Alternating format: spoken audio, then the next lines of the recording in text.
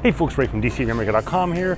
Today I'm at the Sea Otter Classic and just kind of wrapping things up. So this will be a bit of a talk through about what I think is interesting in cycling that has been announced here or kind of seen here at the Sea Otter Classic. Now this event occurs obviously in mid-April, but in southern, I guess northern, like halfway in between California.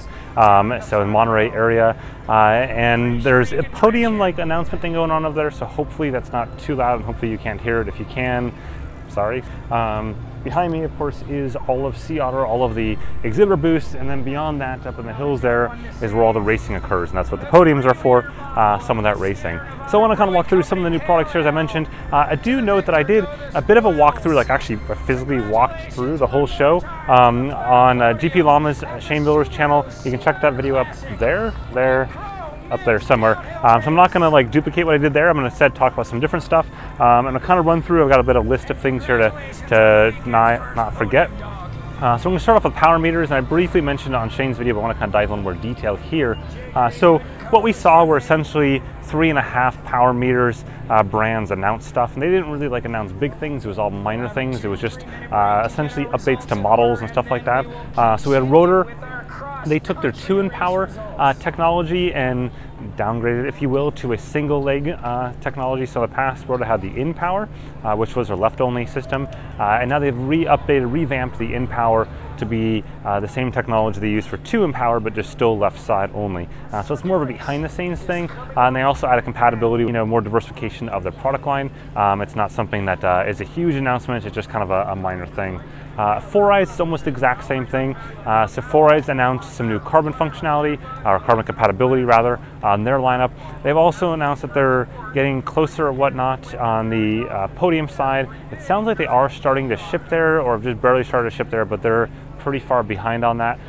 They're hoping to kind of catch up here over the next month or two, but that is something to keep in mind that they are doing that now. They also had a bit of a, I would say, like a come to Jesus meeting, as like my old ski coach used to say, on some of their customer service type response stuff over the last little while, where that was super delayed. They had that on Monday of this past week, so hopefully folks are seeing the results of that. I've seen that already occurring from a few readers that have had issues with customer service lately. Hopefully we'll see that that stick. Historically in the past, they haven't really had an issue, so I'm not sure what went wrong there recently. Next, so SRM, that's kind of the big one here. Obviously, people have seen on Twitter, one of their sponsored athletes posted a picture of a pedal-based power meter, essentially a look-based pedal-based power meter. You remember Look in the past developed Polar's unit, and then Look did their own thing. They flew free as a bird, doing a dual amp plus Bluetooth smart power meter, but both of those editions had small pods that hung off the side, and we didn't see that in the pictures on Twitter, but we don't know because the person just unboxed it whether or not the real unit has stuff. So I met up with SRM here, and they wouldn't agree to anything that I could talk about on the record, except one thing. They acknowledge that the pedals exist, they acknowledge that they're still in testing, they acknowledge that they have pro athletes on it. I guess that's more than one thing. They acknowledge that they'll be expanding their pro athlete usage of that over the next little bit, and most importantly, they acknowledged June 1st is the date you should hear more about that. So I can't say anything more than those things they allowed me to say, but we'll see what happens there. I'm definitely looking forward to that. For units or companies that did not announce new power meter stuff, so nothing from Stages, nothing from Quark, nothing from PowerTap, nothing from Garmin directly. I spent some time with Garmin last week at their Connect IQ symposium, but I did talk about Vector 3 and some of the issues people are seeing there. I made a big ass long kind of like recap comment on that in one of my posts, my Vector 3 post, explaining all that. Short version is they're getting closer to fixing some of the issues people have seen around the battery cap. Long version is it's going to take a while to find out if that actually is the real fix. In the case of Vector 3, you remember, it actually took like 3 or 4 months of people having units before anyone actually had any legit issues. So even though they're going to put in place those fixes now, both from a battery cap standpoint as well as from a software standpoint. Okay, fixed the camera again. As you saw, it was not thrilled about the Garmin update either. It just leapt to its death, which is almost the same thing I've heard from a couple of readers too when dealing with Vector 3. So anyways, hopefully it works out. It does actually work fine for me, but I've also got some good friends that it's just a giant dumpster fire. So again, hopefully they'll figure that out sooner rather than later. So I think that's the power meter side. I would say that I think, I do not expect to see any updates from Quark this year. I don't think we'll see anything from Stages. Pioneer, when I asked them for comments on things, they noted that They are excited for the various Interbike and Eurobike shows, but they had nothing more to say at this point in time. So keep in mind, Pioneer does not have dual amp plus BLE. I think they know that, or they told me they know that. So hopefully we'll see something movement there that will address that. So next, we've got heads-up displays. So I tried yesterday the EverySight heads-up display, which is the one that does not have a doohickey on the front of it, so it looks just like normal glasses. It has the heads-up display portion inside the glass, so it's super cool. And then today I tried the Solos ones. On the whole, I would say the EverySight ones were better for me. You know, they were cleaner from the outside. They have a camera on the front of them. They have GPS built into the glasses. With the Solos, they have GPS dependent on the phone, which caused issues for me because it stopped halfway on my ride for some weird reason. It's got the doohickey on the outside, so it looks more ugly. Yeah, software-wise, they're actually both fairly competitive. They're both doing really cool stuff with training and coaching and all that kind of stuff. We're going to see how that whole market shakes out. I'm not convinced that either unit is where things need to be at this point in time, but I think EverySight is definitely the closest to that model. But again, I'm not really convinced on either one. I'm going to try them both. I've got a Solos in my bag now, and EverySight they're going to send me here in the next couple weeks. They are shipping on both of those, so we'll see what happens there, whether or not you know, what consumers think of that longer term. I would say it's definitely better than the bulkiness we saw Recon Jet in the past, but it's still not, I don't know why, it's just not there. Like, I think that the displays doesn't feel like perfect to me yet. I think the whole experience just seems like, just not awesome. We're getting there, just not there yet. Other stuff, so nothing big on action cameras here. I rode today with the Rilo action camera, which I started my review on that back in November when they sent me an early prototype unit, and then that unit stopped updating in December, so I never really was able to finish my review because firmware updates happened in January and I wanted to write it. I didn't want it to be out of date. So in any case, I just went out straight up, bought a unit today and rode with it mountain biking. I'll overlay some of that footage right now so you can see it. The big thing that the Rilo cam has for it is technically a 360 camera, but it's only outputting 180 degrees, so a flat view like a normal action camera. And they've got just mind-bogglingly good software algorithms from a cinematic standpoint to make that look beautiful. So I think that's something that it's a really cool camera. It does bridge that gap. It's expensive at $499 though. I don't know if that's really viable price point for them. I think it needs to be $399, $349. Just because it's new technology, it's not a GoPro. We're seeing GoPro even struggling. Obviously they're struggling. Everyone's struggling in this market to compete with phones, and I mean, even a number of times this weekend I just took my phone out and used that instead of a GoPro, even out in the trails and stuff. So we'll see. Super cool stuff though. I mentioned in obviously a separate video about the Cork tire pressure sensor.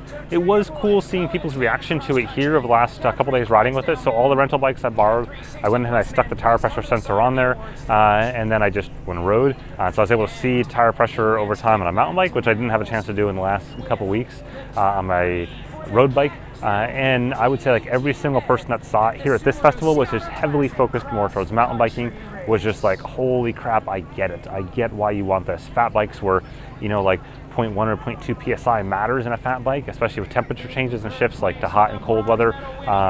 They absolutely get that. With mountain biking, the same thing, where you're really trying to dial in your PSI. And then same thing with aero testing as well. Like people are on the aero side are like, oh, that could be really cool, like to do, you know, rolling resistance changes and measure that and monitor that. And I mean, there's so much cool stuff that you could do there. So a lot of excitement about that, more so than I think I saw in like the comments in the post in the video. Probably because I didn't do such a good job explaining the benefits of the mountain bike side, because I'm not really a core mountain biker. And so I sort of kind of forgot about some of that stuff until I got here, and it just had that like, boom, that was awesome moment. And it was great even mountain biking around myself at times where I'm like, oh, I must be going slow. I look down and see the pressure, and it's like, nope, I'm still just sucking going up this hill. So that's coming in May. And then we got aero stuff. So we got the Argon 18, that sensor I toyed with a little bit here, just in the booth and whatnot. Looking really, really nice and clean now. Hoping to play with that mid-May. And then we've got the AeroPod. I was able to hold hands-on with the final production design, not the internals of it, that's still to come, but the new design of that. So that was kind of cool to see as well, and touch in my hands. And so that's looking really, really sleek. And I like the fact that you can remove the pitot tube as well, which they didn't mention before. So you can remove that if you want to, for a variety of reasons. If you want to be more like use it as a power meter, or if the situation doesn't work out as well, you'll take a hit on the accuracy a little bit from the pitot tube that's there, but it gives you that flexibility. Same goes for just like moving and handling, like shipping, not shipping, but storage and stuff. So you don't snap that off, you can just take it off and put it next to it. So that's all pretty cool. Beyond that, other things that were announced here that I've covered in separate videos are Garmin's Edge 130. Lots of excitement here at the show about that. It continues to be great for me using it. Garmin's, what else did they announce? RTL 510, it's the radar thing. Nothing really applicable here to the show on that, but lots of excitement for people I've talked to that have wanted that. The Edge 520 Plus, obviously Garmin, as I mentioned before in the post, in the video and stuff, they held that back because of me, basically. I've had lots of issues with it, and so they announced, or the day before, they decided to pull that back until they figure out some of those issues. I can confirm those issues have not subsided here. It's been a rough few days with using that unit. They're working on it. I've collected a boatload of debugging and logging data for them over the last 2 days. I'm going to send them when I get back to the hotel tonight, and hopefully they can figure it out. Other than that, I think that's it. It's now going to be late April here by the time I get back from Sea Otter. I would say that there is a lot to come in early May, in the next 2 weeks in particular, for things that didn't make the cut for Sea Otter, companies that delayed stuff. So starting tomorrow, this stuff, and I mean, just a lot of stuff that I've got videos and posts lined up for things that did not make the cut for Sea Otter, and companies have delayed them. And then what's going to happen, you're going to get into May and into June, leading up to Eurobike in early mid-July here. Tons of stuff. This is going to be a really big year for Eurobike in the trainer realm. I've been talking to all the trainer companies here, and I think almost everyone has something coming at Eurobike this year, and I think that's something we're going to see, not so much like major product shifts, but sort of like we saw last year from a couple players, where minor incremental product shifts, both in pricing and features, kind of a little bit of a catch up in iterations. I think a lot of the companies want to move towards that model Wahoo has had about annual trainer release, which of course follows effectively the same model that Apple's had around devices. And so I think you're going to see that same sort of thing, with prices dropping a bit in some cases, or at least the feature to price ratio dropping a little bit. So lots of cool stuff there, and I think you'll see more aero stuff there, as a lot of the companies we saw last year, Interbike and Eurobike, finally get closer to announcing things and having something to show for the last year's worth of time.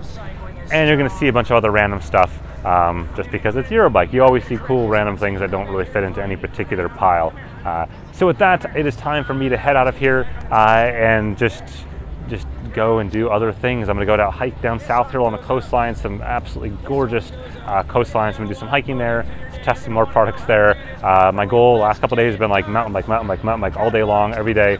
Trying to get as many rides as I can, testing gear, both gear that was announced here and gear coming down the road here that has not yet been announced. And so now I'm going to go do a bit more of that onto the trails, where some of this gear also is applicable. Anyways, if you found this interesting, whack that like button at the bottom. I really appreciate it. Even more so if you hit the subscribe button. There's plenty more to come. Again, don't forget to check out the video I did for Shane, GP Llama, up there somewhere in the corner. That's got a lot more detail in a couple of other areas as well. Have a good one.